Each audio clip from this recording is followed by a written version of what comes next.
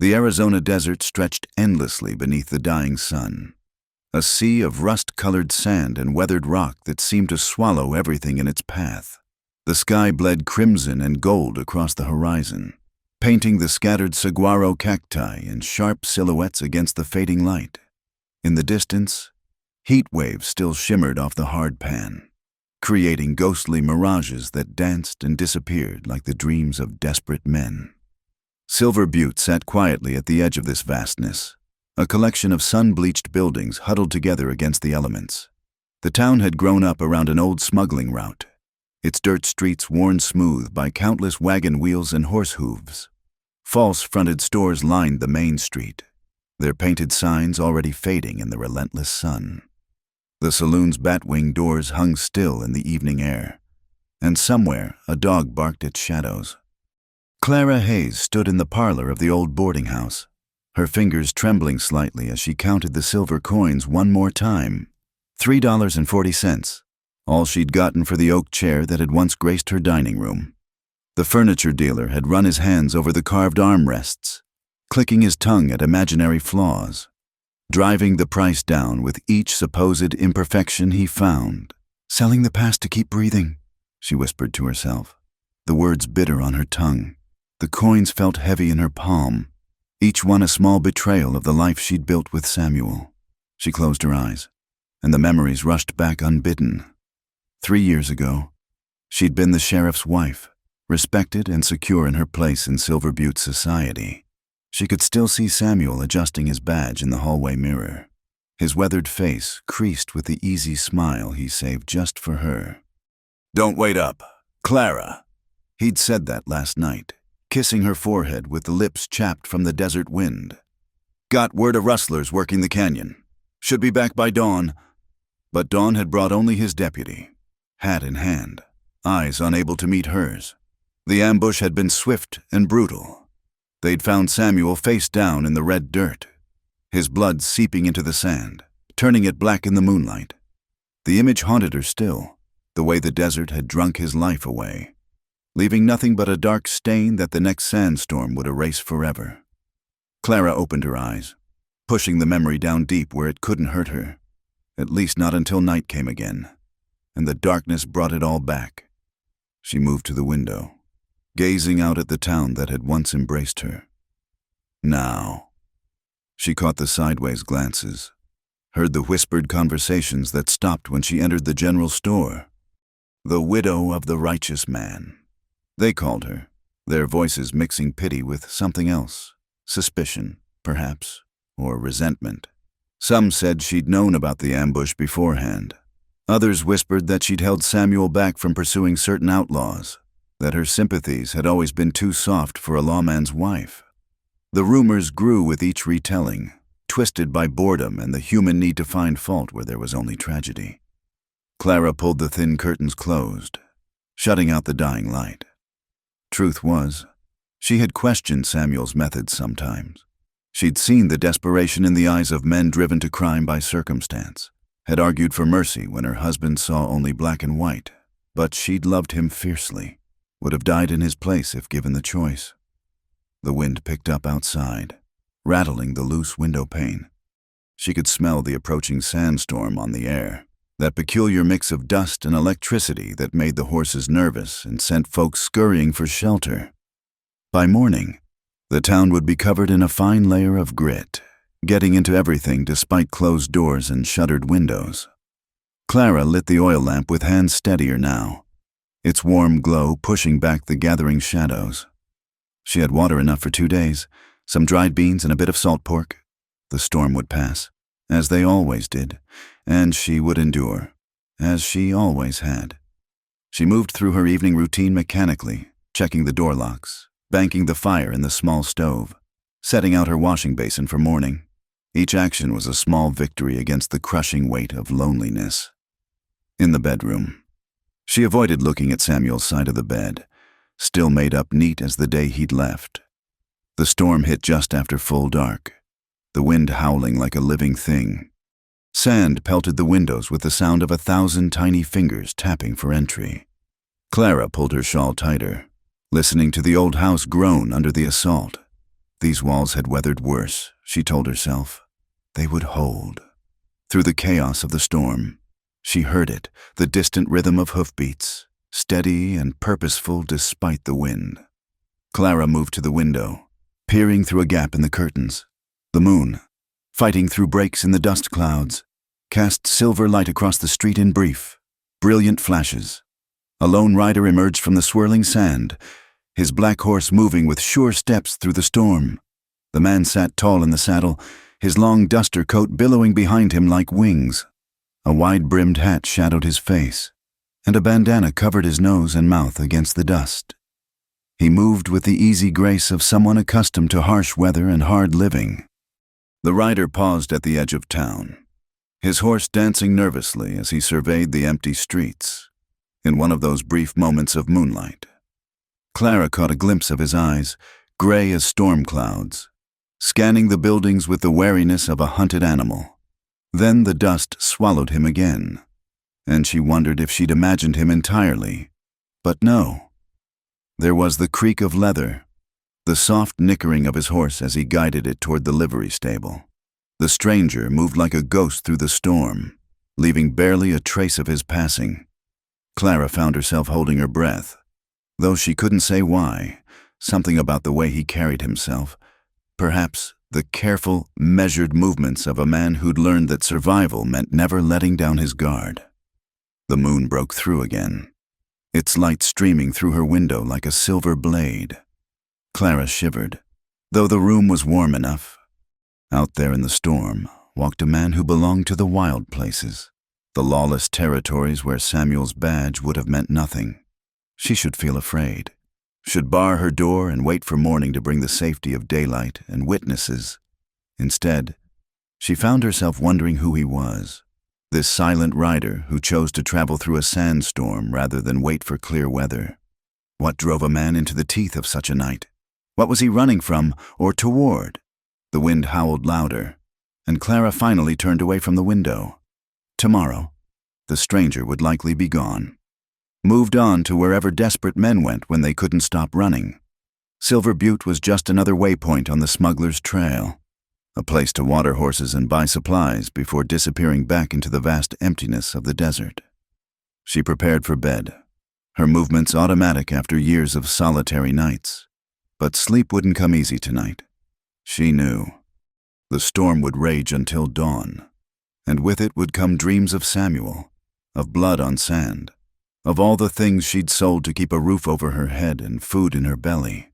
As she lay in the darkness, listening to the wind tear at the world outside, Clara found herself thinking of the stranger's eyes, gray and watchful, holding secrets she'd never know. The moon was up there somewhere beyond the storm, sailing through the night sky like a ship through dark seas. And somewhere in Silver Butte, a man who rode through sandstorms was bedding down for the night, just another ghost passing through a town full of them. The desert moon sees all, Samuel used to say, back when his philosophy had been simple and his faith in justice unshakable. But Clara had learned that the moon kept its secrets, casting light and shadow in equal measure, revealing only what it chose to show. And on a night like this, with the world scoured raw by wind and sand, even the moon could only watch and wait for the storm to pass. The morning sun climbed over the eastern hills, already fierce despite the early hour. Clara wrapped her mother's silver hand mirror in the last of her good linens, trying not to think about how it had caught the light on her wedding day. The pawnbroker would give her maybe $2 for it. 3 if she was lucky. Every piece she sold carved away another part of who she'd been, leaving her hollower with each transaction. The walk to Hutchinson's pawn and trade felt longer than usual. Her boots kicked up small clouds of dust from last night's storm, and she could taste grit on her lips despite the kerchief tied around her neck. The familiar weight of stairs followed her down Main Street, Mrs. Abernathy peering through her shop window, the minister's wife suddenly finding reason to sweep her already clean porch. Inside the dim shop, Ezra Hutchinson barely looked up from his ledger. His thin fingers drummed against the scarred wood counter as Clara unwrapped the mirror. "Sarah Hayes's mirror," he said, recognizing it immediately. Nothing in Silver Butte stayed secret long. Fine piece. Shame to see it go. He picked it up, turned it over with practiced indifference, held it to the light streaming through the grimy window. Got a small crack here in the corner, tarnish on the silver. Mark it's not what it was. There's no crack, Clara said quietly. You know there isn't. Hutchinson's smile was thin as paper. $1.50. Best I can do. The words she'd heard before echoed in the stuffy air.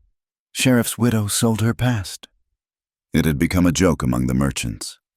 How the high and mighty Clara Hayes came begging with her treasures.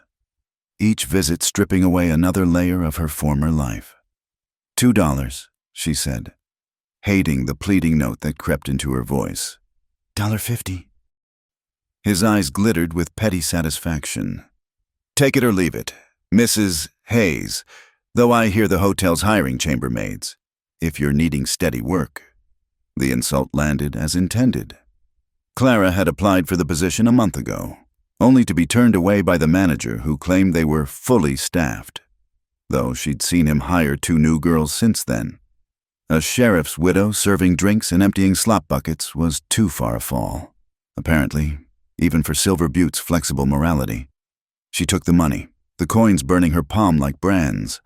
Outside, she paused to catch her breath, pressing her back against the rough wooden wall. The humiliation sat heavy in her chest, making each breath an effort. Clara Hayes selling off her glory days piece by piece. She heard someone mutter. 2 cowboys lounged outside the barber shop, watching her with the idle interest of men with nothing better to do.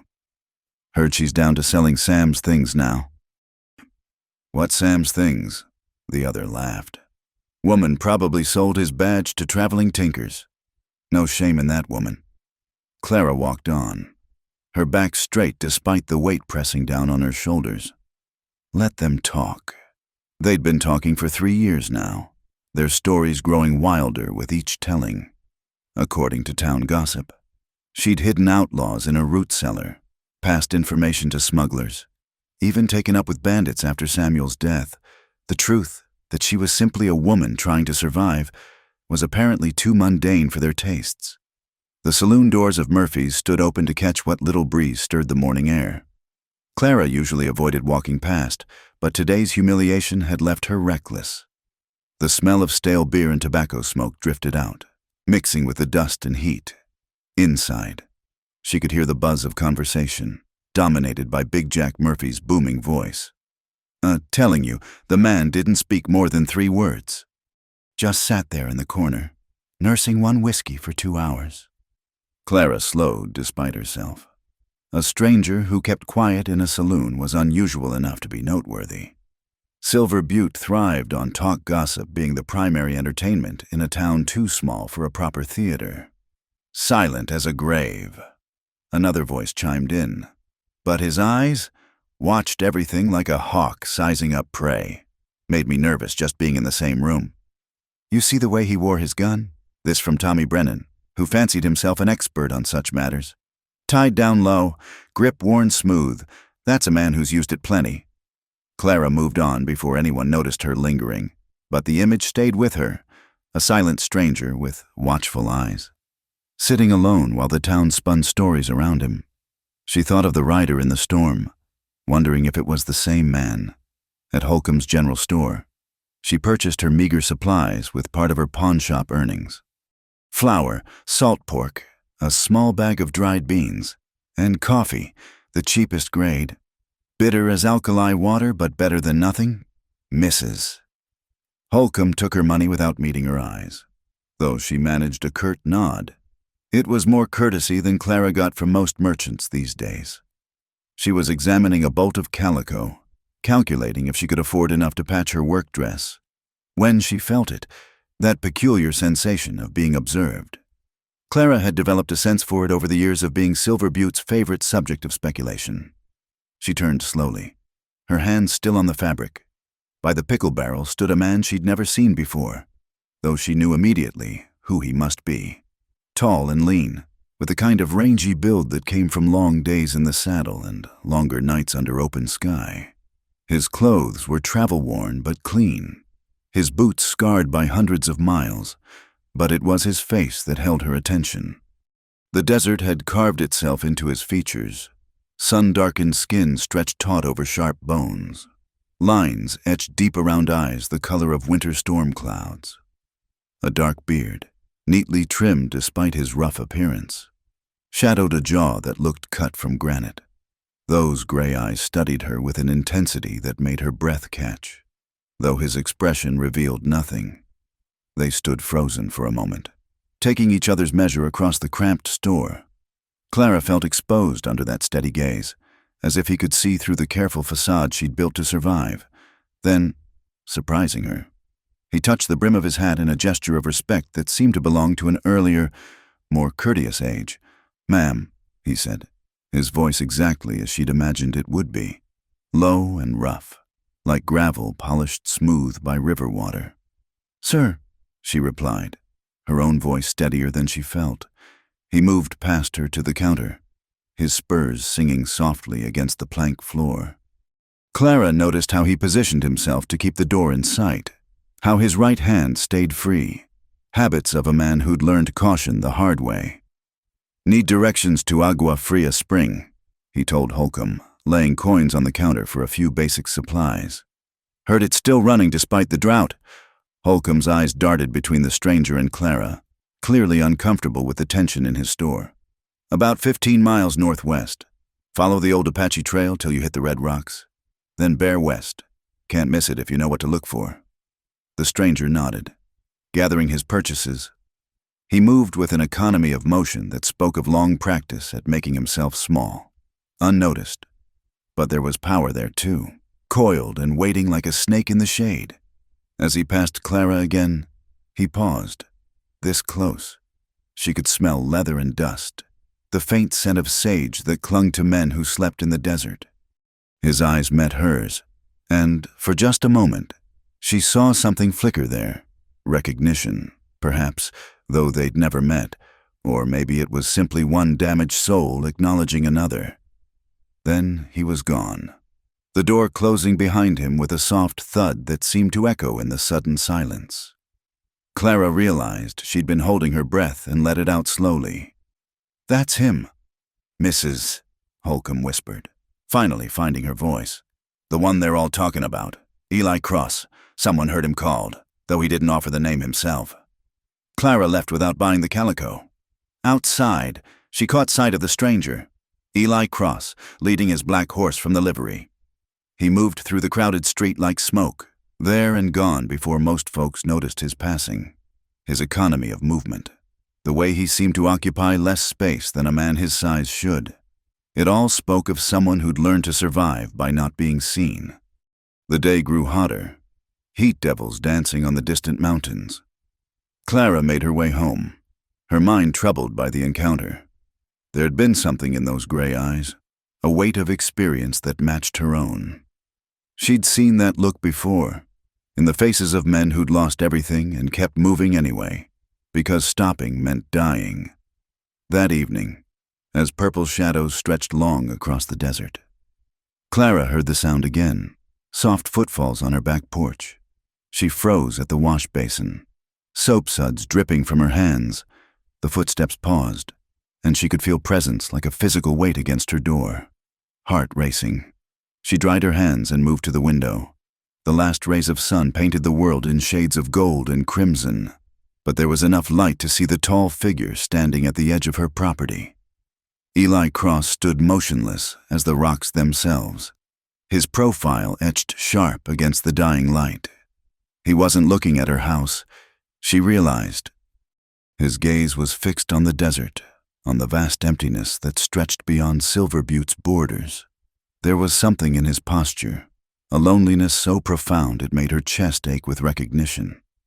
As she watched, the full moon began its climb into the darkening sky, huge and silver against the purple twilight.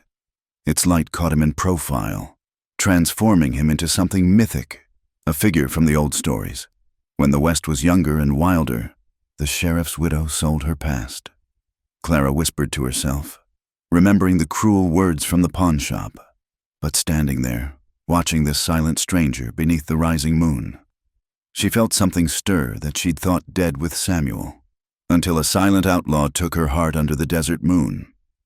The words felt like prophecy, like fate speaking through her lips. She pressed her hand to her chest, feeling her heart beat wild and strong beneath her palm. This was madness. She didn't know this man, didn't know what he'd done or why he traveled alone through sandstorms and stood in shadows watching the desert. But she knew the weight he carried. It was written in every line of his body, in the careful way he held himself apart from the world. Here was someone else who'd learned that survival meant selling pieces of yourself, until you weren't sure what remained. The moon climbed higher, flooding the world with silver light, and Eli Cross stood beneath it like a man caught between worlds, neither fully in the town nor completely given to the wilderness, but suspended in that liminal space where the broken sought refuge. Clara stepped back from the window, her decision made before she fully understood it. Tomorrow. She would not hide when he passed. Tomorrow. She would meet those storm-gray eyes and refuse to look away. Because tonight, under the desert moon, she'd recognized something in a stranger's solitude that matched her own. And in a life stripped of everything else, recognition might be enough to begin again. The rumors spread through Silver Butte like wildfire in dry grass. By the third day of Eli Cross's presence in town, everyone had a theory about the silent stranger. In the barber shop, men swapped tales they'd heard from cousins in Texas, friends in Tombstone, acquaintances who swore they'd seen his face on wanted posters. "Bank robbery in Fort Worth," declared Jed Patterson, the barber, his scissors pausing mid-cut. "Heard it from a drummer who came through last month. 3 men hit the cattleman's bank, made off with $20,000. One of them fits Cross's description to a letter." "$20,000, whistled Pete Garner from the next chair. "That's retire to Mexico money. If he made it out with his share," Jed continued, warming to his tale. "Way I heard it, the other 2 got themselves shot in the getaway. Cross disappeared into Indian Territory with the whole take." Clara tried not to listen as she passed the open door, but the words followed her like persistent flies. Every establishment she entered buzzed with speculation. At the seamstress shop, the women were equally entranced by the mysterious stranger, though their theories ran toward tragic romance rather than criminal enterprise. "Mark my words, he's running from a broken heart." "Mrs." Donnelly insisted, her needle flashing in the afternoon light. "You can see it in those eyes. That's a man who's loved and lost." "Nonsense," countered her sister. "He's got killer written all over him. Did you see how he watches everything? Like a wolf deciding which sheep looks tastiest." Clara purchased her thread and left quickly, but not before catching knowing glances from the other women. The sheriff's widow shopping while a dangerous man stalked their streets. The irony wasn't lost on anyone. That afternoon, Sheriff Nathaniel Ward paid her a visit. He stood on her porch, hat in hand, though his courtesy was as thin as morning frost. Ward had taken Samuel's position but had never filled his boots, a political appointment from the territorial capital, more interested in keeping the peace with local merchants than pursuing justice. "Mrs. Hayes," he began, his voice carrying that officious tone she'd come to despise. "I felt it my duty to warn you about our recent visitor." "Mr. Cross?" Clara kept her voice neutral, though her hands tightened on the doorframe. Ward's eyes narrowed. "So, you know his name. I shouldn't be surprised. You always did have a soft spot for the lawless element." The accusation hung between them like a challenge. Clara had heard it before, in various forms, ever since she'd argued with Samuel about showing mercy to a young horse thief. The boy had been 14, desperate and starving. Samuel had wanted to see him hanged as an example. Clara had pleaded for clemency. The boy had gotten 10 years hard labor instead of the rope. And Clara had gotten a reputation. "I know his name because Mrs. Holcomb mentioned it at the store," Clara said evenly. Nothing more sinister than that. "Sheriff?" Ward stepped closer, lowering his voice. "That man is trouble. Mark my words. I've sent telegrams to Austin and Tucson. Someone will recognize the description. And when they do," he let the threat hang unfinished.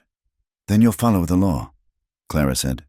as Samuel would have done, with evidence and proper procedure. Ward's face darkened. Your husband was a good man, Mrs. Hayes, but he's dead because he trusted too much, gave people chances they didn't deserve. I won't make that mistake. After he left, Clara stood in her doorway, anger burning hot in her chest. They'd rewritten Samuel's history to suit their narrative, turned his death into a cautionary tale about the dangers of compassion. The truth, that he'd been ambushed by men he'd trusted, fellow lawmen who'd sold their badges for smuggling money, was too uncomfortable for Silver Butte's conscience. The next morning brought another sandstorm, smaller than the last but fierce enough to keep sensible folks indoors. Clara watched through her kitchen window as the red dust swirled down Main Street, turning the world into a rust-colored dream. She was startled by a knock at her back door. Few people visited anymore, and never during a storm. Eli Cross stood on her porch, one hand raised to hold his hat against the wind. Sand had already coated his dark clothes, giving him the appearance of a man carved from the desert itself. "Mrs. Hayes," he said, raising his voice above the wind. "Your fence is down. Saw it from the street. This wind'll tear it clean off if it's not secured." Clara looked past him to where several boards of her corral fence had indeed come loose, flapping like broken wings in the gale. She'd noticed it yesterday but had no money for repairs and no skill with hammer and nails. Thank you for telling me," she managed, uncertain why he'd come. "Got tools in my saddlebags," he continued. "Could fix it, if you'd allow." The offer surprised her into silence. In Silver Butte, help came with strings attached, usually woven from gossip and obligation. But Eli Cross stood there like it was the most natural thing in the world, a stranger offering aid in a sandstorm. "I can't pay you," she said, hating how the words tasted. Something shifted in those gray eyes. Didn't ask for payment. Against her better judgment, against 3 years of careful walls. Clara nodded. "There are some old nails in the barn. I'll get them." They worked together in the stinging wind, Clara holding boards while Eli hammered them home with sure strokes. He worked like a man accustomed to making repairs with whatever came to hand, improvising when they ran short of nails, reinforcing weak spots she hadn't even noticed. When they finally retreated to the shelter of her back porch, both were coated in dust, looking like red ghosts. Clara brought water from the barrel, and they stood in awkward silence while the storm raged around them. "You're handy with repairs," she ventured. "Learned young." His voice carried distances in it, years of unspoken history. "Man traveling alone best know how to fix what breaks. Have you been traveling alone long?" He looked at her then, really looked, and Clara felt the weight of that gaze like a physical thing. Long enough. The silence stretched, but it wasn't uncomfortable. There was something about standing together while the world tried to tear itself apart that created its own intimacy.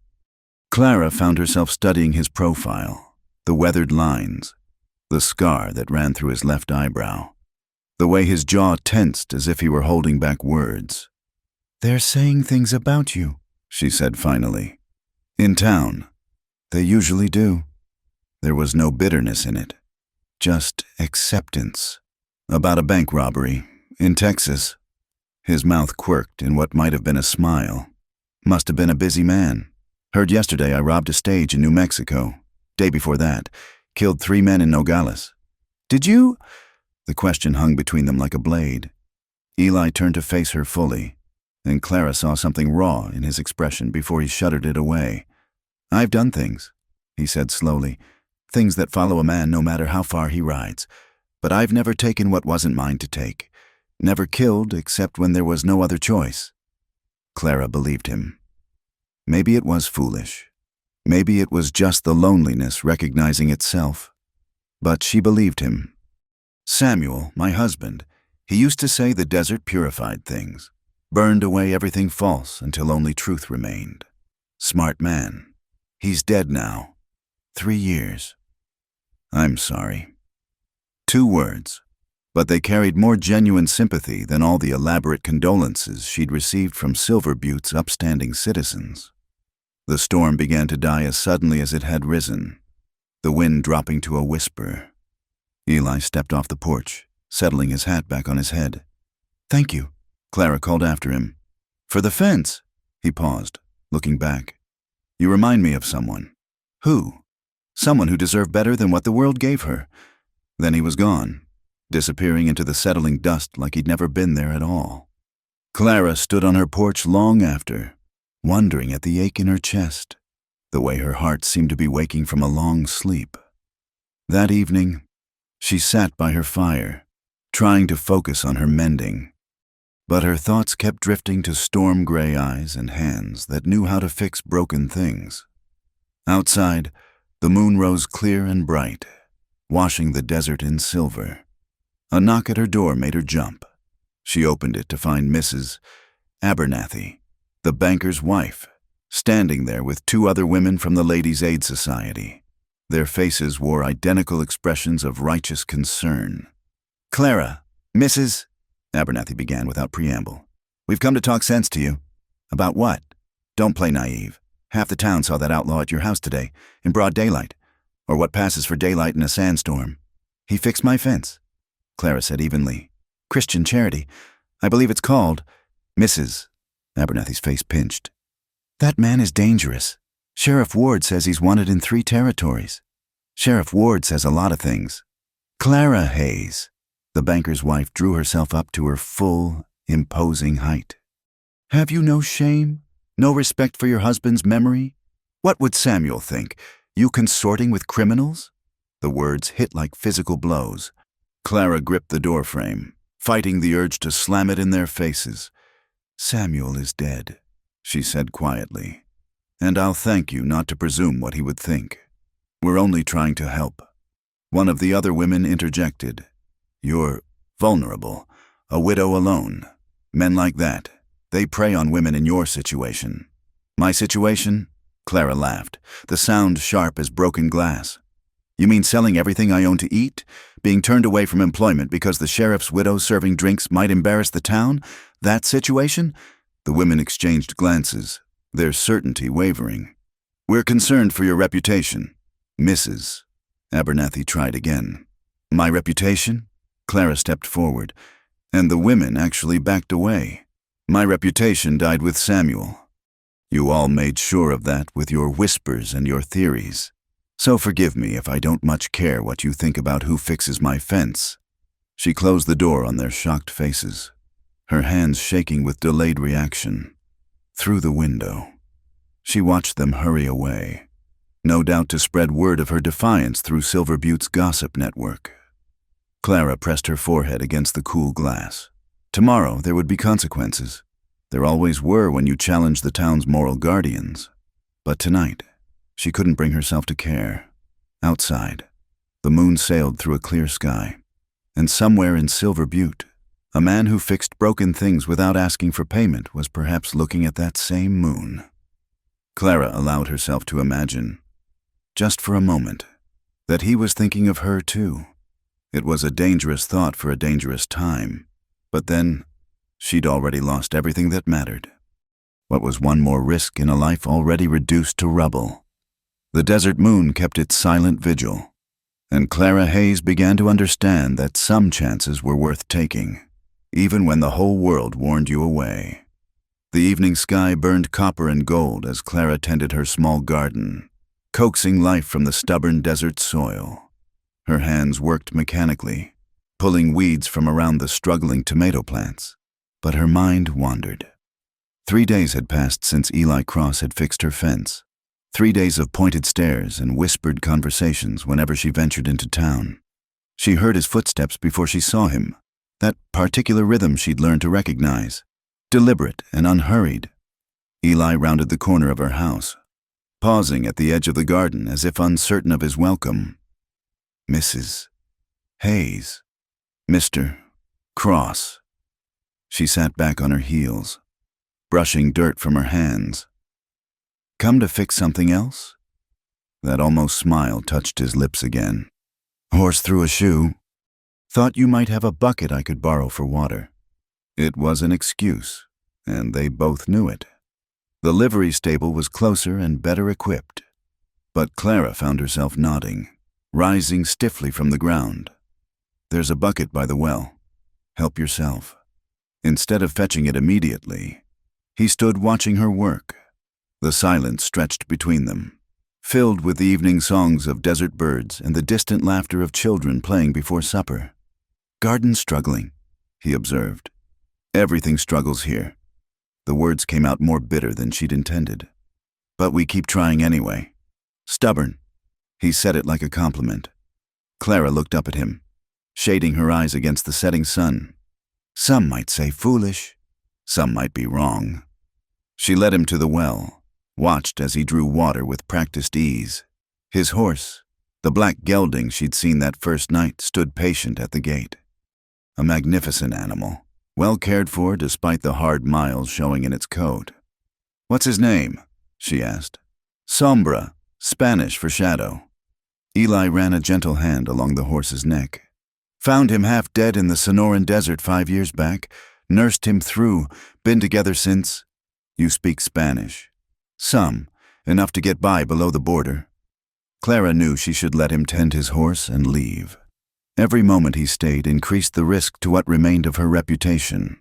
But loneliness was a powerful force, and the simple pleasure of conversation with someone who didn't judge or pity her was too sweet to abandon.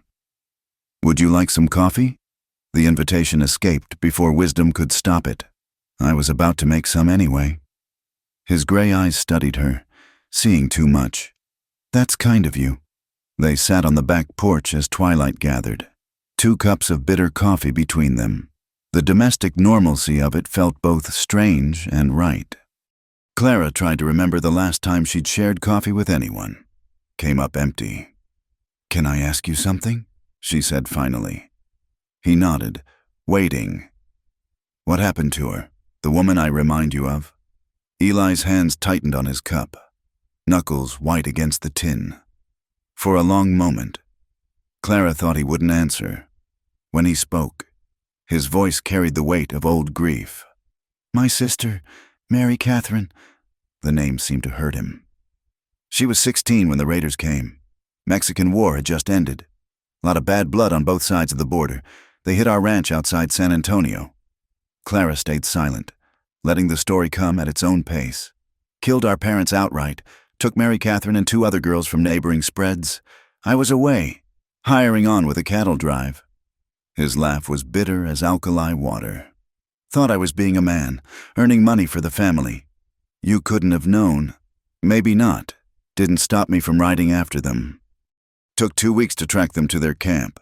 He stared into his coffee as if seeing something else in its dark depths. "Got there too late. The things they'd done."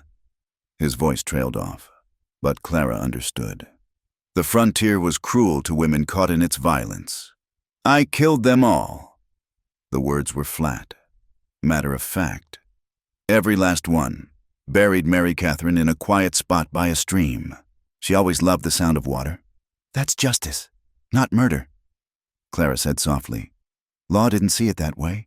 One of the men I killed was the brother of a judge in Austin. Been running ever since." He looked at her then, those storm-gray eyes full of resigned acceptance. 12 years now. Long time to be a ghost." Clara felt tears prick her eyes. "I'm sorry. We all got our sorrows." He gestured toward the house where Samuel's presence still lingered. "Loss is loss, however it comes." "Tell me about him," she said impulsively. "About Samuel." It was Clara's turn to hesitate. She'd kept her memories locked away, too painful to examine. But something about the gathering darkness and Eli's quiet presence made it easier to speak. He was a good man, stubborn as a mule, convinced he could single-handedly bring law to the territory. She smiled at the memory. Used to practice his speeches in the mirror, grand pronouncements about justice and righteousness. I'd tease him something terrible. "How'd you meet?" "My father ran a boarding house in Tucson. Samuel stayed there during a trial. Courted me proper for 6 months. Even asked Papa's permission." She laughed softly. "Papa said no at first. Didn't want his daughter married to a lawman. Too dangerous, he said." Man was right. "Yes." The word came out whispered. He was. They sat in companionable silence as the stars emerged. Diamonds scattered across black velvet. The moon hadn't risen yet, but its glow painted the eastern horizon silver. The night he died, Clara found herself saying, "There was a thunderstorm. I remember watching the lightning and thinking how beautiful it was." Found out later that was about the time. She stopped, unable to finish. Eli's hand covered hers on the table, warm and calloused. The touch was brief, there and gone, but it sent warmth flooding through her. "He talked about you," she continued. "Samuel, when he was dying, his deputy, Tom Morrison, was with him. Said Samuel kept saying my name, worried about how I'd manage." "You've managed." "Have I?" She gestured at the shabby house. Her patched dress. "Selling everything, begging for scraps of dignity from people who used to invite me to Sunday dinner." "You're surviving." "That's more than most can say." The moon rose then, full and bright, flooding the porch with silver light. Clara looked at Eli's profile, sharp-edged in the lunar glow, and felt something shift inside her chest. This dangerous man with his burden of ghosts understood her in ways Silver Butte's righteous citizens never could. "I should go," he said, but made no move to rise. "Yes," she agreed, equally still. "Storm's coming," he observed, looking at the clear sky. "Can feel it in the air. Big one, maybe tomorrow night." "Your shoulder? Old wound." He looked surprised that she'd guessed. "Caught a bullet in Amarillo 3 years back. Aches before weather changes. I have a salve, comfrey and willow bark. I could—" She stopped, suddenly aware of what she was offering. "That's kind," he said carefully. "But people are already talking." "Let them talk." The defiance in her voice surprised them both. "They've been talking for 3 years. At least now they have something interesting to say." He stood then, reaching for his hat. "You're braver than you know. Clara Hayes." It was the first time he'd used her given name. The intimacy of it made her shiver. "Or more foolish than I thought?" "Same thing, sometimes." At the gate, he paused. "That salve. Maybe I could trouble you for it after all, if the offer stands." "It stands." She watched him lead his horse away, man and animal moving as one through the moonlit streets. Back inside, she prepared the salve with hands that trembled only slightly, decanting it into a small tin that had once held Samuel's tobacco. The knock came an hour later, soft but distinct. Eli stood at her back door like a shadow given form. "This is unwise," he said even as she let him in. "Most things worth doing are—" She lit a lamp, gestured to a chair. "The shoulder?" He shrugged out of his coat and shirt with surprising lack of self-consciousness. The wound was old but ugly, a puckered scar high on his left shoulder. Clara had seen enough bullet wounds to recognize a close call. Another inch, and it would have taken his lung. She worked in silence, spreading the salve with careful fingers. His skin was warm beneath her touch, marked by other scars that told their own stories. A knife wound along his ribs, what looked like rope burns on his wrists, the map of a violent life written in damaged flesh. "Mary Catherine used to make something similar," he said quietly. "Learned it from our mother. It's an old recipe, my grandmother's. Smells like home." The words seemed to surprise him. Clara finished her work. Stepping back, he pulled his shirt on slowly, and she pretended not to notice how he favored the shoulder. "Thank you," he said. "Eli." His name on her lips felt like crossing a line. "How long will you stay in Silver Butte?" "Too long already. Sheriff's been sending telegrams. Someone will answer eventually." "Where will you go?" "Mexico, maybe, or California. Somewhere the past can't follow." "The past always follows," Clara said softly. "Trust me on that." He moved toward the door, then turned back. In the lamplight, his face was all plains and shadows, handsome in the way of wild things. "Come with me." The words hung in the air between them, impossible and tempting. Clara's heart hammered against her ribs. "I can't or won't." "Both." She wrapped her arms around herself. "This is my home. Samuel is buried here. I can't just—" "I understand." He reached for the door, But ask me again, she whispered. When you're ready to leave, ask me again. His smile was sad and beautiful. That wouldn't be fair to you. Let me decide what's fair. After he left, Clara stood in her empty kitchen, fingers still tingling from the feel of his skin. Through the window, the moon continued its eternal journey, and she wondered if she'd already decided. If her heart had chosen the moment he'd stood in her garden and called her stubborn like it was a virtue. Tomorrow the town would know he'd been here. Tomorrow there would be consequences. But tonight, Clara Hayes allowed herself to imagine another life. One where the past couldn't follow and the future stretched wide as the desert sky, under the watching moon. She whispered a prayer to whatever gods looked after foolish women and broken men. Let him stay a little longer, she asked. Let me be brave enough when the moment comes. The desert wind carried her words away, out into the vast darkness where anything might be possible. Even love between a sheriff's widow and a man who'd learned to fix broken things while running from his own shattered past.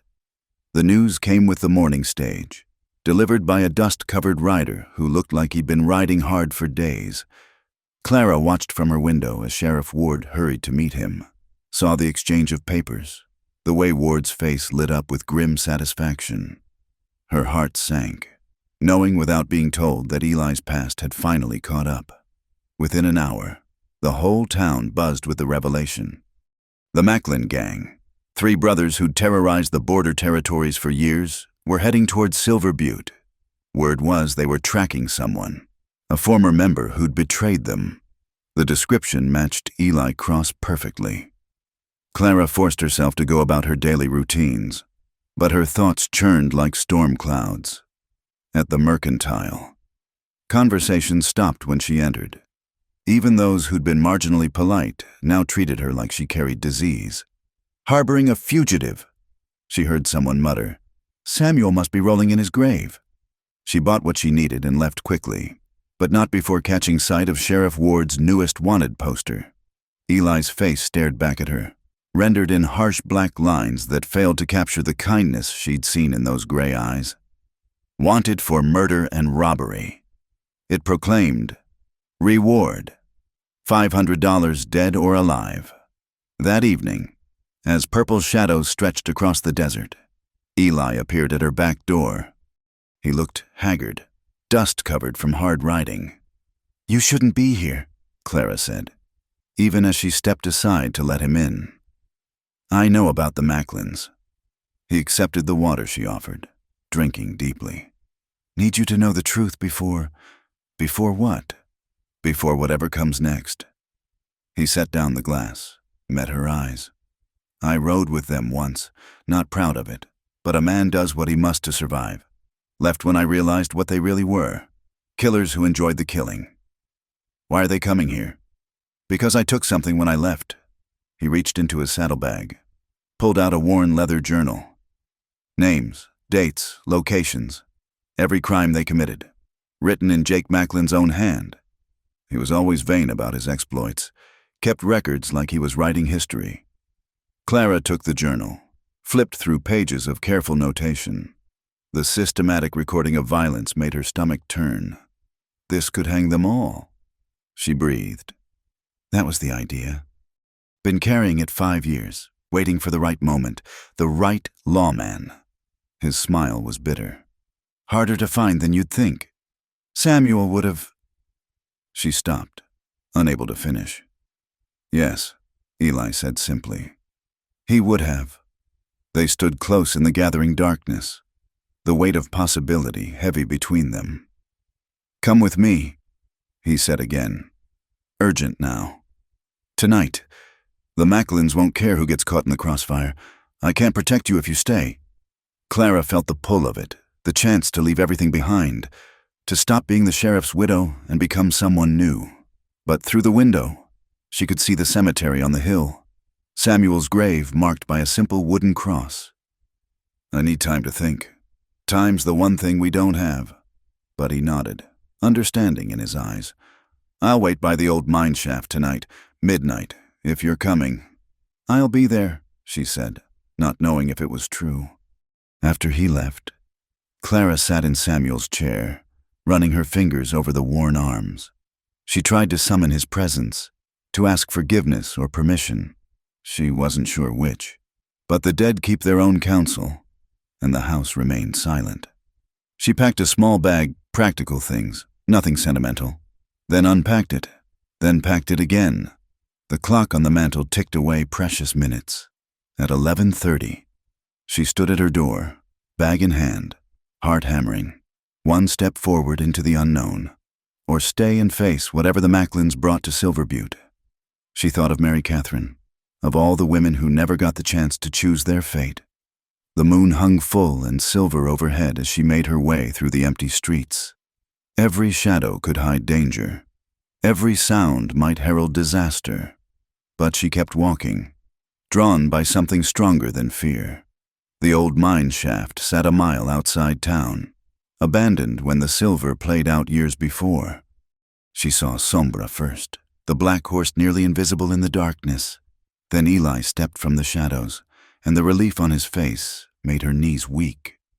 "You came." "Almost didn't," she admitted. "What changed your mind?" "You did." The honesty of it surprised them both. "The way you talk about your sister. The way you fixed my fence without asking for anything. The way you look at me like I'm not just a ghost of who I used to be." He crossed to her in 2 strides, framed her face with his hands. "Clara Hayes, you're the most alive person I've ever met." The kiss was inevitable, as sunrise, soft at first, tentative, then deeper as 3 years of loneliness crashed over them both. Clara gripped his shoulders, anchoring herself in the solid reality of him. When they broke apart, both were breathing hard. "This is madness," she whispered. "The best kind." He agreed. They rode through the desert night, Clara behind him on Sombra, her arms wrapped around his waist. The moon lit their way, turning the landscape into something from a dream. She'd never felt so free, so unburdened by the weight of others' expectations. They stopped to rest the horse near a cluster of ancient cottonwoods, a hidden oasis where a spring bubbled up from the rocks. Eli spread his bedroll on the sandy ground, and they sat close together, sharing water and the simple meal he'd packed. "Tell me about California," Clara said.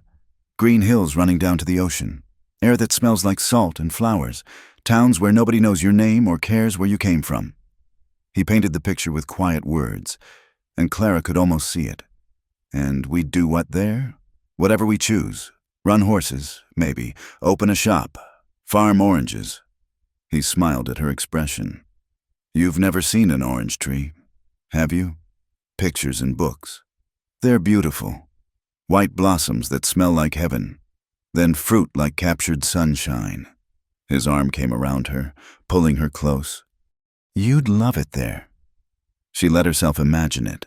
A small house overlooking the sea. Orange trees in the yard. Eli coming home tired but happy from honest work. No whispers following her through the streets. No past dragging at her heels like chains. "What about the journal?" she asked. "The Macklins."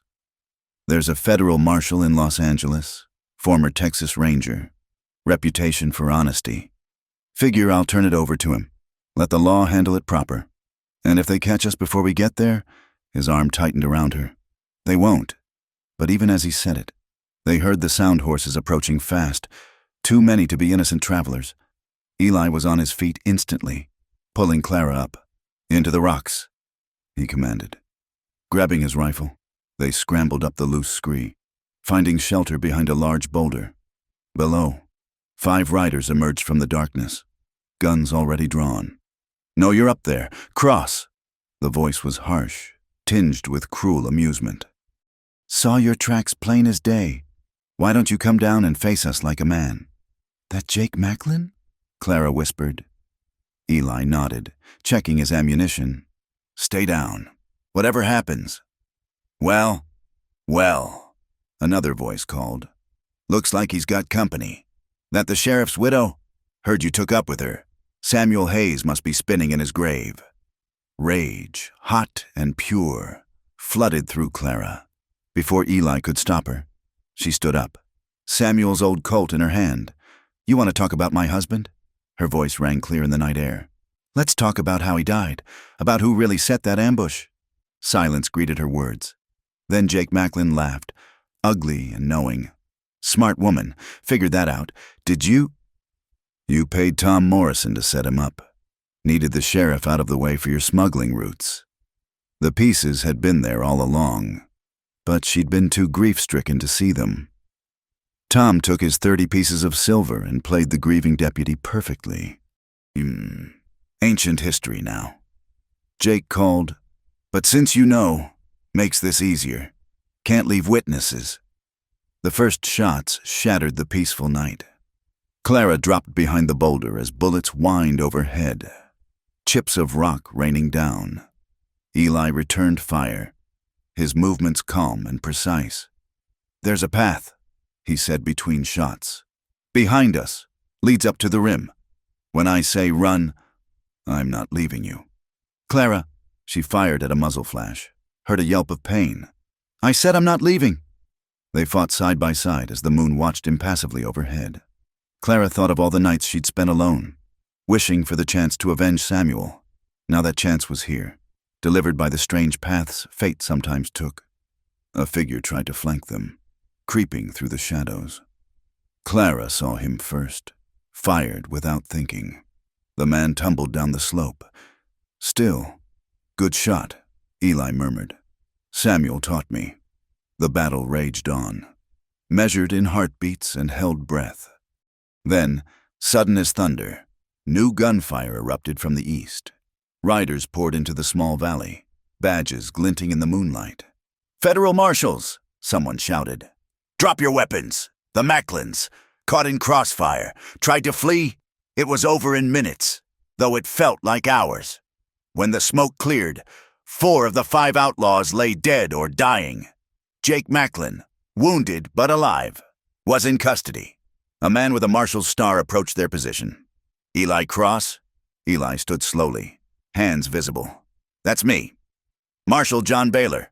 Got a telegram from Silver Butte about you, but also got 3 from Texas saying you've been trying to turn over evidence about the Macklin gang." He looked at the journal Eli offered. "This it?" 5 years of their crimes, written in Jake's own hand. Baylor flipped through it, whistled low. "This'll hang them for sure." He looked up. Still some questions about that incident in Austin. "Self-defense." Clara interrupted. "They killed his sister. Any court that sees the facts—" "Ma'am, I appreciate your position, but I'm Clara Hayes. Sheriff Samuel Hayes was my husband." She stood straighter. "I know the law. Marshal, I also know justice. Sometimes they're not the same thing." Baylor studied her, then nodded slowly. "Suppose a man who spent 5 years trying to bring evidence to the law isn't the cold-blooded killer the posters make him out to be." "There's more," Clara said. "About my husband's death. Jake Macklin just confessed to arranging it." The marshal's eyes sharpened. "That's so?" Dawn was breaking by the time statements were given. Evidence collected. Jake Macklin, wounded but defiant, was loaded into a prison wagon before they took him away. Clara stood before him. "Was it worth it?" she asked. "All the death, just for money?" Jake spat blood, grinned. "You tell me. You're the one riding off with an outlaw under the desert moon. Least I'm honest about what I am." Clara felt Eli's hand on her shoulder, steady and warm. "Difference is," she said quietly, "I chose love over fear. You never knew the difference." As the marshals prepared to leave, Baylor pulled Eli aside. "That Austin matter might take some time to clear up. You'll need to stay in the territory. Check in regular." "What about California?" Clara asked. "Give it 6 months." Baylor said. "Let the lawyers sort through everything. After that," he shrugged, "man who helps bring down the Macklin gang might find folks remember him different." They rode back to Silver Butte as the sun painted the desert gold. The town was already buzzing with news of the battle. Sheriff Ward stood outside his office, face pale as he watched them approach. "Mrs. Hayes," he started. "Sheriff." She cut him off. "I believe you'll want to arrest Tom Morrison for conspiracy in my husband's murder. Jake Macklin was quite forthcoming about their arrangement.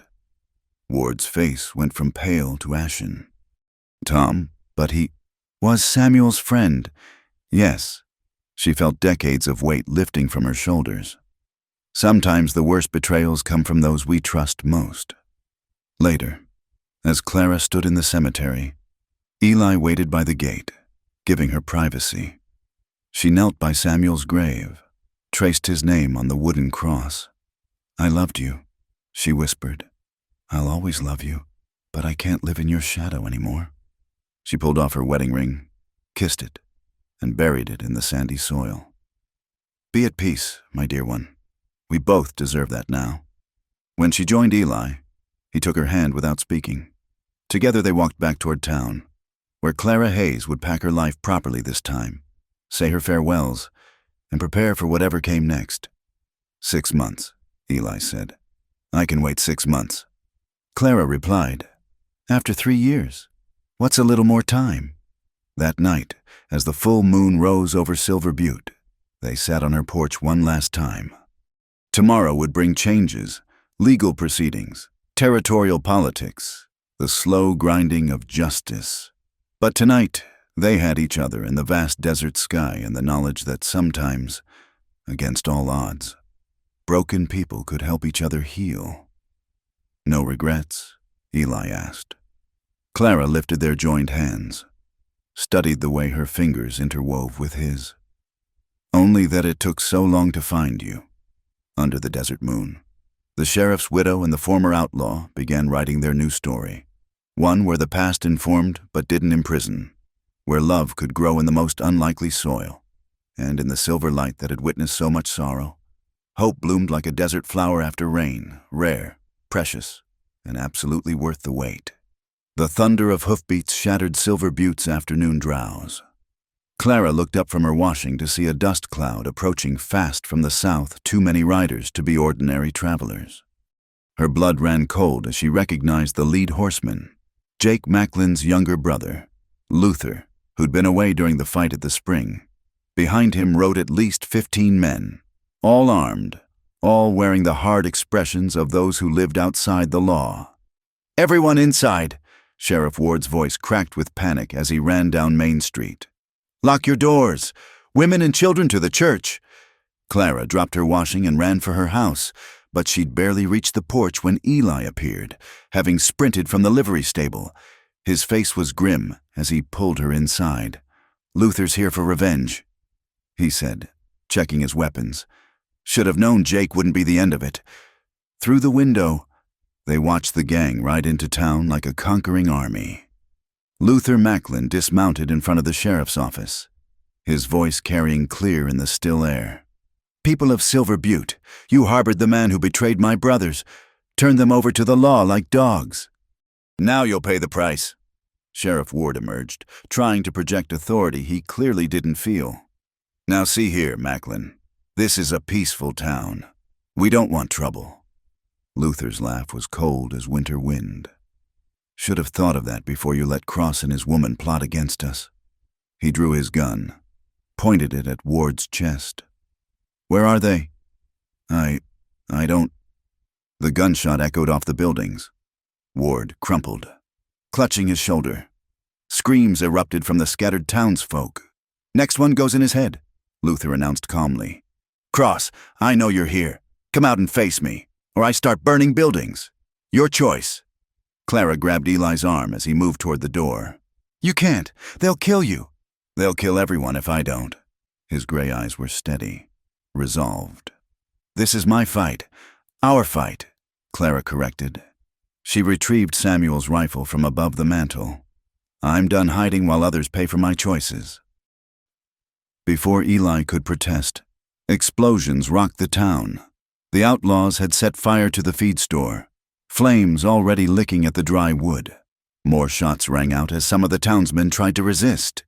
Through the chaos, Clara saw young Tommy Chen, the laundry owner's son, trapped in the burning building. Without thinking, she burst from the house, running toward the flames. Behind her, Eli cursed and followed. Clara kicked in the door, found Tommy cowering behind overturned barrels. The smoke was thick, choking, but she managed to drag him out just as the roof began to collapse. Well, well. Luther Macklin's voice cut through the crackling flames. The famous Widow Hayes. Jake told me about you before he died. Said you were there, fighting alongside Cross. Clara stood, pushing Tommy toward safety. Your brother was a murderer and a coward. He got what he deserved. Luther's face darkened. Lady, you just signed your death warrant. Gunfire erupted from multiple directions. Eli had taken position behind a water trough, his rifle speaking in measured intervals. Several townsmen, shamed into action by Clara's bravery, joined the fight. Old Augustus Muller, the German baker, proved surprisingly deadly with a shotgun. Even Mrs. Donnelly appeared in her doorway with an ancient pepperbox pistol. Clara dove behind an overturned wagon as bullets whined overhead. The battle for Silver Butte had begun in earnest. Unlike the controlled fight at the spring, this was chaos, smoke, and flames. Screaming horses, the sharp crack of gunfire from all directions. The church, someone yelled. They're heading for the church, where the women and children had taken shelter. Clara's heart seized. She broke cover, sprinting through the combat zone. The outlaw tried to block her path. She shot him without slowing. Another grabbed for her. Eli's bullet took him down. The church doors were barred from inside. Clara could hear crying children, praying women. 3 outlaws were trying to break down the door. Hey, Clara shouted. They turned, and she recognized one. Tom Morrison, the deputy who'd betrayed Samuel. He'd thrown in with the Macklins after fleeing town. Hello, Clara, Tom said. His smile twisted. Come to join Samuel. The rage that flooded through her was pure and cleansing. This man had smiled at her husband's funeral, had comforted her in her grief, all while counting his blood money. You were his friend, she said quietly. Business is business. Tom raised his gun. Clara was faster. Samuel had taught her well. All those Sunday afternoons practicing in the desert, Tom's shot went wide. Hers didn't. He fell against the church door, sliding down slowly, surprise on his face. The other 2 outlaws hesitated just long enough. Eli appeared like an avenging angel, cutting them down before they could react.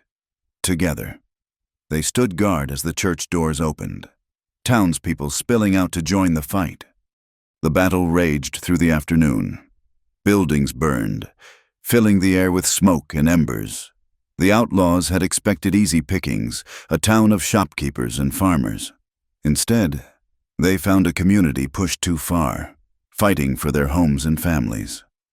Clara lost track of Eli in the melee, caught glimpses of him through the smoke, always where the fighting was thickest, always protective even in his violence.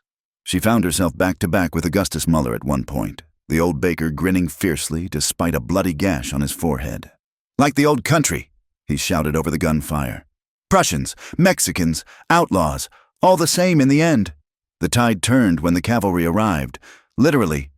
A patrol from Fort Huachuca, drawn by the smoke, charged into town with sabers drawn. The remaining outlaws, caught between soldiers and townsfolk, tried to flee. Luther Macklin made his last stand in the saloon, bottles exploding around him as bullets found their mark. Clara watched from across the street as Eli entered through the batwing doors. The 2 men faced each other in the smoky interior. Luther wounded but still dangerous. You destroyed my family, Luther snarled. Your family destroyed itself. Eli replied, I just stopped hiding from it. They drew simultaneously. 2 shots, so close they sounded as one. Luther fell, his gun clattering across the floor. Eli stumbled but stayed upright, blood spreading across his shirt. Clara ran to him, caught him as he sagged. No, not now, not after everything. Just a scratch, he said, though his face was pale. Liar! She pressed her hand against the wound, feeling hot blood between her fingers. Someone get the doctor. The aftermath was a blur. Doctor Holbrook, working by lamplight as darkness fell, extracted the bullet from Eli's side. Clara held his hand throughout, whispering prayers and promises. The wound was serious but not fatal. Luther's aim thrown off by his own injuries. Outside, Silver Butte counted its costs. 3 buildings destroyed, 7 townspeople wounded, 2 dead. The Macklin gang was finished. Those not killed had been captured by the cavalry. The threat that had haunted the border for years was finally ended. Sheriff Ward, his arm in a sling, found Clara sitting vigil beside Eli's bed. "I owe you an apology," he said stiffly. "You and Mr. Cross both. I was wrong about many things." Clara was too exhausted for anger. "We all were wrong about something.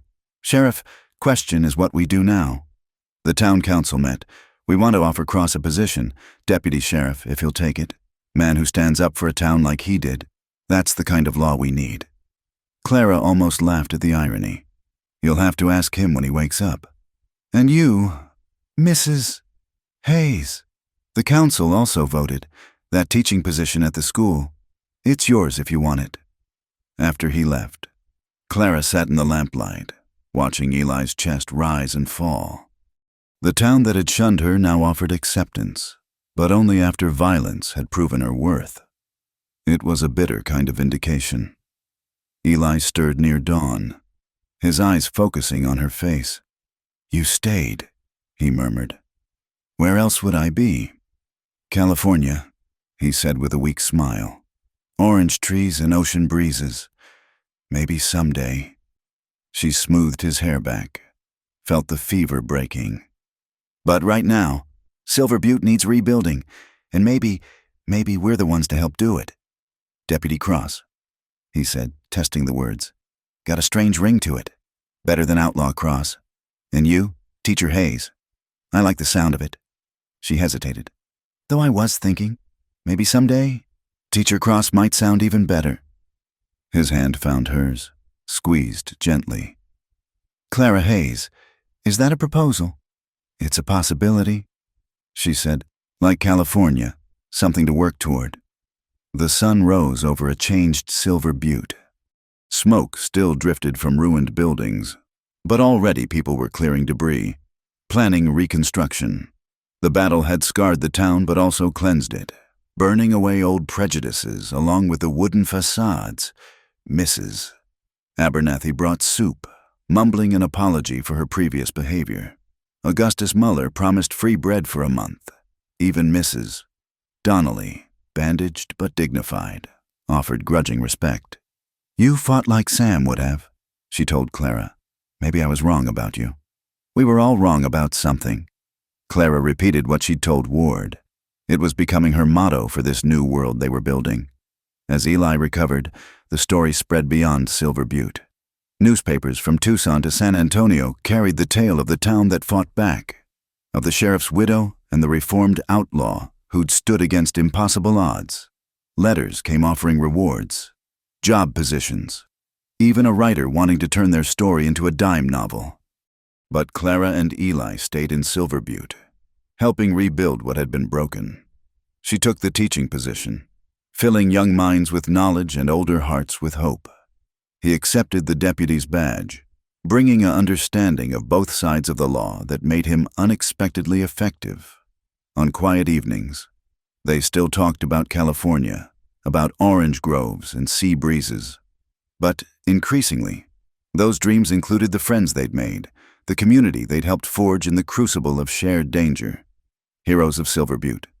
Eli read from a newspaper one evening, shaking his head. "If they only knew." "They know enough," Clara said, leaning against his shoulder. "Sometimes people become what others believe they can be." Is that what happened to us? She thought about it.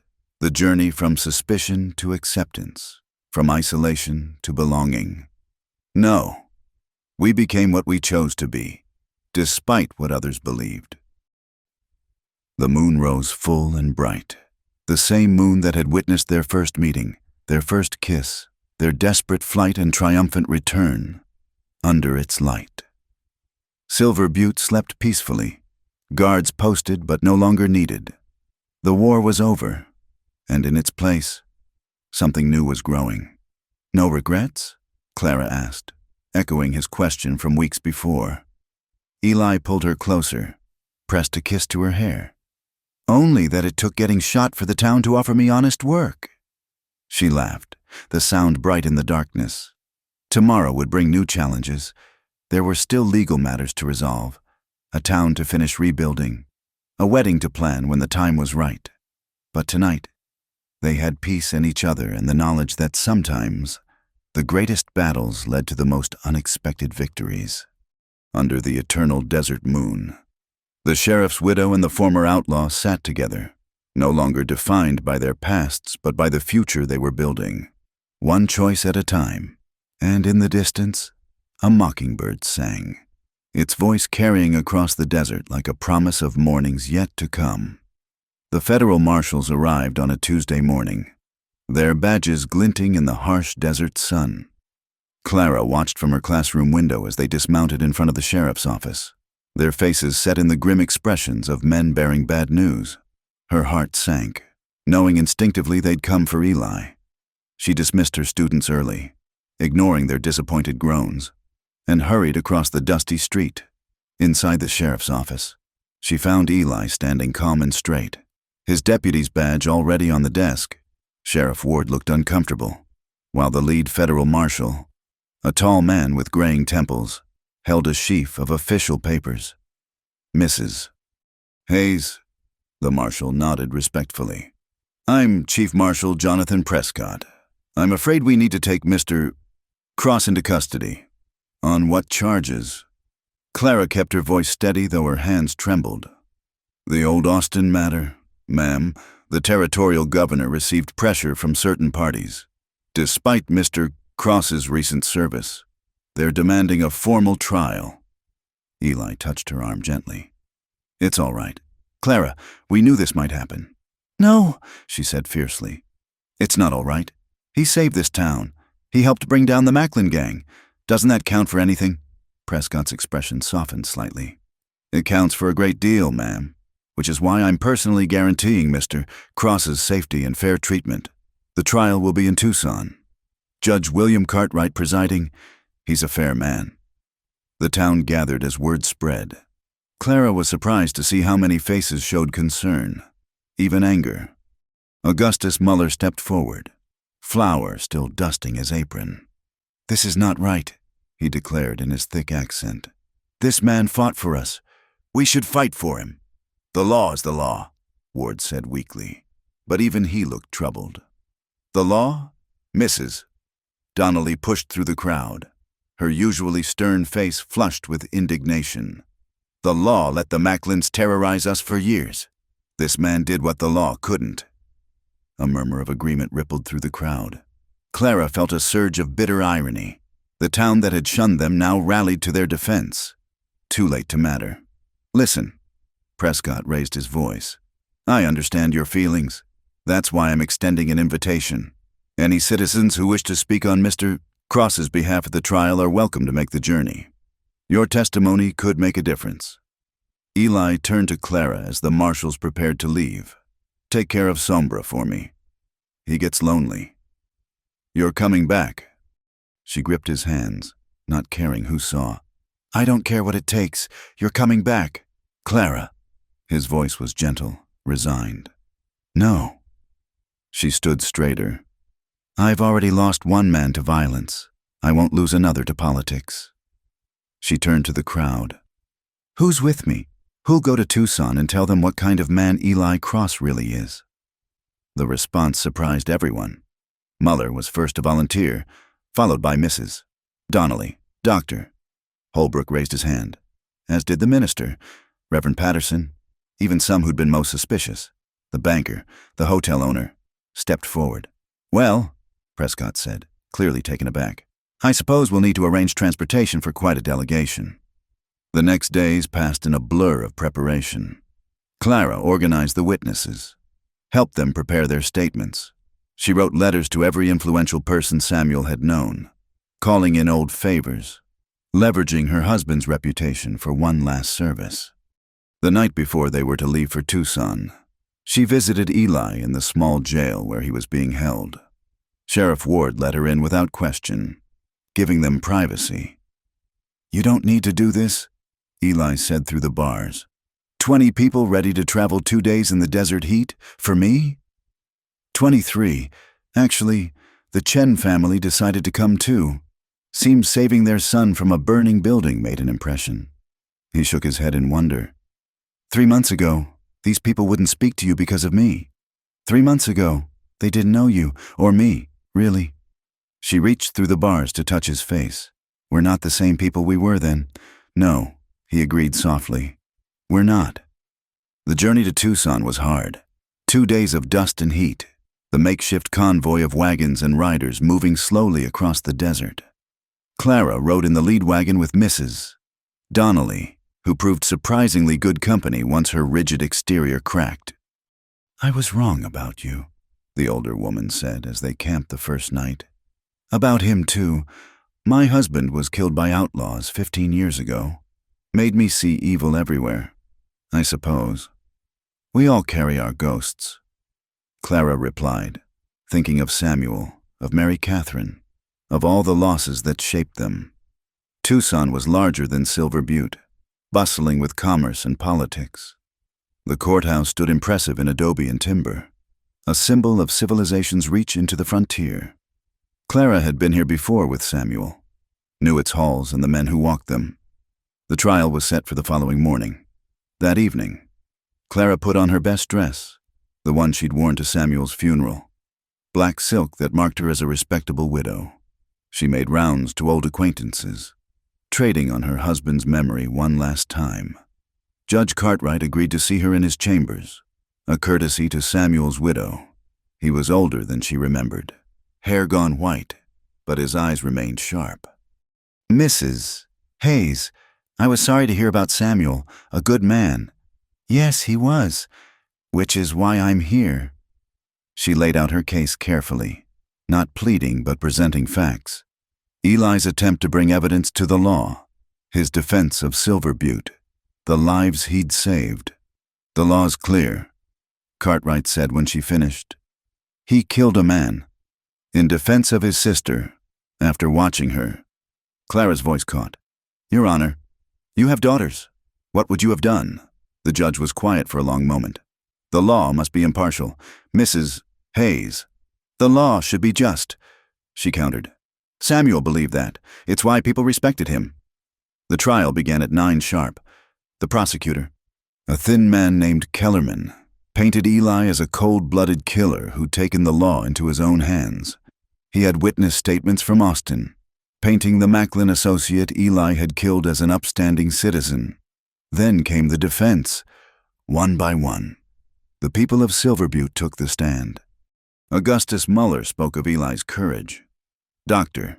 Holbrook testified about the lives saved during the attack. Young Tommy Chen, through a translator, told how the scary quiet man had pulled him from burning death. Mrs. Donnelly's testimony was particularly powerful. I hated him, she said simply. Thought he was everything wrong with the frontier, but when those outlaws came, he stood between them and our church, between them and our children. A bad man doesn't do that. Clara testified last. She spoke of Samuel, of the ambush, of learning the truth about his death. She spoke of Eli's quest to bring the Macklins to justice through proper channels, his 5 years of carrying evidence no one would accept. My husband believed in the law, she concluded, but he also believed in justice. Sometimes they're not the same thing. Eli Cross spent 5 years trying to make them the same. That's not the act of an outlaw. That's the act of a man who believes in something greater than himself. The jury deliberated for 3 hours. Clara spent them in the courthouse garden, surrounded by the Silver Butte delegation. No one spoke much, but their presence was comfort enough. When the verdict came, the courtroom was packed. Judge Cartwright called for order, then nodded to the jury foreman. We find the defendant guilty of manslaughter, the foreman said, and Clara's heart stopped. However, given the extreme circumstances and the defendant's subsequent service to law and order, we recommend clemency. Judge Cartwright nodded slowly. Mr. Cross, please stand. Eli rose, straight-backed and dignified. This court finds you guilty of manslaughter in the death of Robert Dalton. However, in light of the extraordinary circumstances, the brutal murder of your sister, your efforts to work within the law, your service in bringing the Macklin gang to justice, and the testimony of these good citizens. This court sentences you to time served." The courtroom erupted. Clara sagged against Mrs. Donnelly, tears streaming down her face. Through the chaos, she saw Eli's face, stunned, then slowly dawning with hope. Furthermore, Judge Cartwright continued, raising his voice. "This court recommends a full gubernatorial pardon, to be submitted immediately. Mr. Cross, you're free to go." What followed was a blur of congratulations, backslapping, tears. The Silver Butte delegation surrounded Eli like a protective wall, Muller pumping his hand while Mrs. Donnelly actually smiled. But Eli's eyes found Clara through the crowd, and everyone else faded away. They met in the middle of the courtroom, and he caught her up in an embrace that lifted her off her feet. Around them, people cheered and applauded, but Clara heard none of it. There was only Eli, solid and real and free. "You did it," he whispered against her hair. "We did it," she corrected. "All of us." That evening, Silver Butte's delegation celebrated in a Tucson restaurant. Stories were told and retold, each growing in the telling. By the night's end, the battle for Silver Butte had become legend, with everyone a hero in their own right. But Clara and Eli slipped away early, walking through Tucson's gaslit streets. They found themselves at a small park, sitting beneath an ancient cottonwood. "I have something for you," Eli said, pulling a small box from his pocket. "Bought it weeks ago, been carrying it ever since." Inside was a simple gold ring, nothing fancy but perfect in its plainness. "Clara Hayes," he said, dropping to one knee right there in the park. "You saved me in every way a person can be saved. Will you marry me?" "Yes," she said, not needing to think. "Yes, of course yes." He slipped the ring on her finger, and it caught the gaslight like a small star. They kissed beneath the cottonwood, and Clara thought Samuel would approve. He'd always wanted her to be happy, to be safe. With Eli, she'd found both. "So," Eli said when they finally pulled apart, "California or Silver Butte?" Clara thought of the delegation sleeping in the hotel, the town they'd left behind, the life they'd built from ashes and determination. "Let's go home," she said. "Silver Butte. We've got a wedding to plan, a town to help rebuild, and those orange trees will still be there when we're ready." "Home," Eli repeated, testing the word. "Never thought I'd have one of those again." "Neither did I," Clara admitted. "Funny how life surprises you." They walked back to the hotel hand in hand, past windows glowing with warm light, past other couples enjoying the evening air. Tomorrow they'd start the journey back to Silver Butte, back to their new life. There would be challenges. There always were on the frontier. But they'd face them together, supported by a community that had learned to see past old prejudices. The moon rose over Tucson, the same moon that had witnessed their story from the beginning. Under its light, the sheriff's widow and the former outlaw walked into their future. Proof that redemption was possible, that love could grow in the harshest ground, that sometimes the greatest justice was simply the chance to begin again, and in Silver Butte.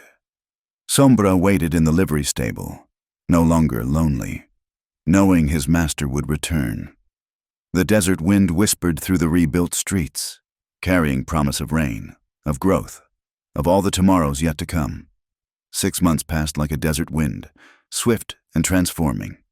The gubernatorial pardon arrived on a spring morning, the official seal making Eli's freedom complete. Silver Butte had changed too. New buildings rose where ashes once lay, and the town that had nearly torn itself apart now stood stronger for its scars. Clara stood before the mirror in her bedroom, smoothing the cream-colored dress she'd sewn herself. Not white, she was no blushing bride, but something new, something hopeful.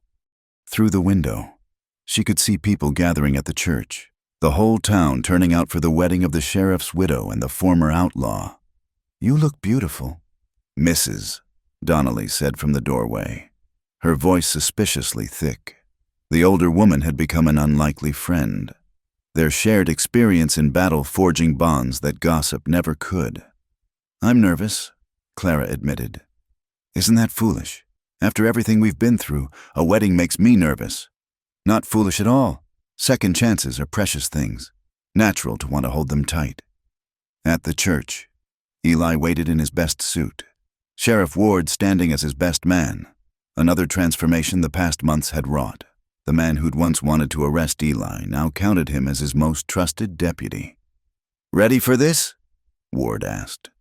"Been ready since the night I met her," Eli replied, his gray eyes soft with emotion. The ceremony was simple. Reverend Patterson speaking words of redemption and new beginnings that resonated through the small church. When Clara walked down the aisle, escorted by Augustus Muller, who'd insisted on the honor, Eli's face lit up like sunrise over the desert. "Dearly beloved," the Reverend began, "we gather today to witness something remarkable, not just a union of two people, but a testament to the power of forgiveness, courage, and love to transform even the hardest ground into fertile soil." Clara barely heard the words, lost in Eli's eyes. When they exchanged vows, her voice was strong and clear. "I, Clara Hayes, take you, Eli Cross, as my husband. In you, I found strength when I had none, hope when mine was gone. You taught me that the past shapes but doesn't define us, that every sunrise brings the chance to choose who we'll be." Eli's voice was rougher, emotion threading through each word. "I, Eli Cross, take you, Clara Hayes, as my wife." You saw past the wanted posters to the man beneath. You stood by me when the whole world stood against. You are my redemption, my home, my everything. When Reverend Patterson pronounced them husband and wife, the church erupted in cheers that could be heard clear to the territorial border. Clara and Eli kissed beneath a shower of rice and good wishes. The sheriff's widow and the outlaw no more. Now simply the Crosses, citizens of Silver Butte. The reception filled Murphy's saloon, transformed for the occasion with wildflowers and white bunting. The whole town seemed to be there, even those who'd been slowest to accept the changed dynamics. There was music and dancing. Augustus's daughter playing fiddle while her father called the steps for a Virginia reel. As the sun set, painting the sky in shades of rose and gold, Clara and Eli slipped away to the porch. The desert stretched endlessly before them, beautiful in its harsh majesty. "No regrets?" Eli asked, their private tradition. "Only one," Clara said, smiling.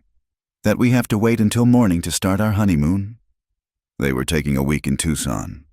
A belated wedding trip funded by the reward money from the Macklin gang. Justice providing for their future in unexpected ways. "Mrs. Cross," Eli said, testing the words. "Sounds perfect. Deputy Cross and Teacher Cross." Clara laughed. "We've come a long way from that night you rode through the sandstorm. You were watching?" "I was always watching, even when I didn't know I was waiting for you." They danced on the porch to the distant music, the moon rising full and silver above them. The same moon that had witnessed their first meeting, their first kiss, their desperate flight and triumphant return. Now it blessed their union, constant as the desert itself. Later, as the celebration wound down, they stood together receiving final congratulations. Sheriff Ward shook Eli's hand firmly. "Town's lucky to have you both," he said. "Don't know what we'd have become without you showing us we could be better." Young Tommy Chen, shy but determined, presented them with a drawing, two figures standing together beneath a moon-drenched sky. His mother translated his words. "He says you showed him heroes come in different forms." As they walked to their house now, no longer just Clara's refuge, Silver Butte settled into peaceful slumber around them. The transformation was complete. From a town divided by suspicion to a community united by shared trials. "I've been thinking," Clara said as they reached their door, "about California." Eli tensed slightly. "Oh, maybe someday, when we're old and ready for orange trees and ocean breezes, but for now." She gestured at the town. Their town. "This is home. This is where we're needed." "And loved," Eli added, still sounding surprised by the concept. Inside, their small house waited, familiar yet new. Clara's things mingled with Eli's few possessions, creating something neither had imagined possible: a shared life, a future written in hope rather than loss. As they prepared for bed, Clara noticed the old wanted poster Eli had kept, now framed on the wall, a reminder of where they'd been and how far they'd come. "Why keep it?" she asked. "To remember," he said simply, "that the worst moments can lead to the best ones. That poster brought me through Silver Butte, through that sandstorm. To you." Clara moved into his arms, feeling complete for the first time in years. Outside, a coyote called to the moon, wild and free. The sound no longer seemed lonely, but rather like a celebration, a recognition of kindred spirits who'd found their way home. "I love you," she whispered against his chest. "I love you too," he replied, the words still new enough to cause wonder. They stood together in their doorway one last time, looking out at Silver Butte sleeping beneath the stars. Tomorrow would bring new challenges. It always did on the frontier. There would be more outlaws to face, more storms to weather, more lessons to teach and learn. But tonight, they had each other and the knowledge that love could indeed bloom in the harshest ground. The desert moon sailed on through the vast Arizona sky, keeper of secrets and witness to transformations. And in a small house on a quiet street, two people who'd lost everything found that together. They had all they'd ever need. In the distance, Sombra whinnied softly in the stable, and somewhere a mockingbird began its night song. The sheriff's widow had sold her past, and a silent outlaw had taken her heart under the desert moon. But in the end, they'd both gained something far more precious, a love strong enough to rewrite their stories, a future bright with promise, and a place where they truly belonged. The moon kept its eternal watch, and Clara and Eli Cross began their new life together. Proof that sometimes the greatest treasures come from the deepest losses, and that under the vast western sky, anything was possible for those brave enough to reach for it. Thank you, dear listeners, for joining us on this journey through the wild Arizona desert, where love bloomed between a sheriff's widow and a reformed outlaw beneath the watching moon. Where are you listening to this tale of redemption and romance? Please share in the comments below.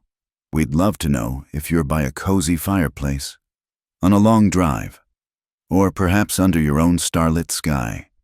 Don't forget to subscribe to From Wild West channel for more stories of courage, love, and adventure from the American frontier.